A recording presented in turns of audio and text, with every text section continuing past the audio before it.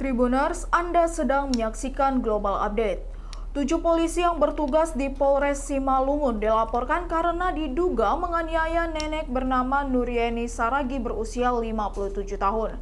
Menurut informasi dari Polda Sumut, kasus laporan 7 polisi dari Polres Simalungun menganiaya seorang nenek terjadi pada tanggal 27 Desember 2021 lalu.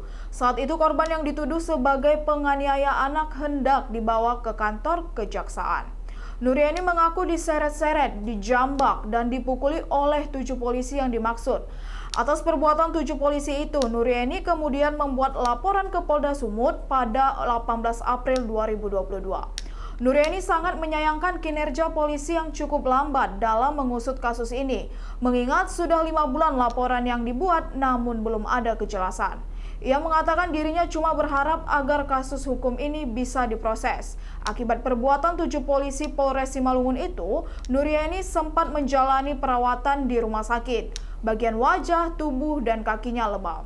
Nurieni meminta pertolongan kepada petinggi Polri hingga Presiden mengenai keadilan kepada dirinya dan rakyat kecil untuk ditindaklanjuti kasus penganiayaan terhadapnya.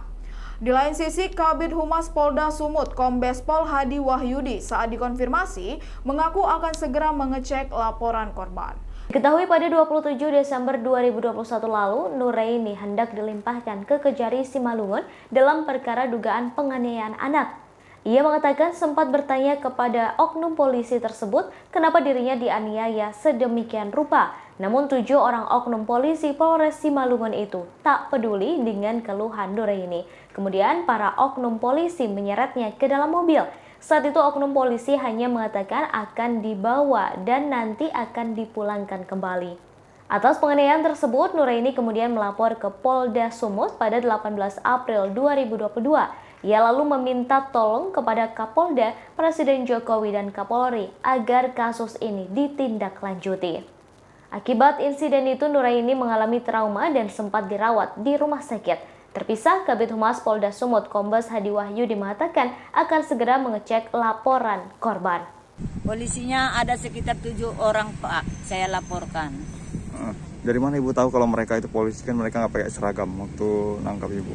Karena Pak, selama ini saya udah dibikin surat panggilan, katanya ada penganiayaan anak-anak. Saya lengkap dikasih surat panggilan, SP2HP, SPT tersangka. Saya hadiri terus, Pak.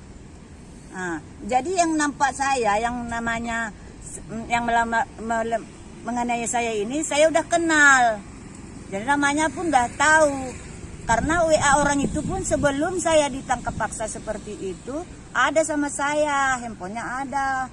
Jadi diduga para polisi itu salah tangkap ya Bu?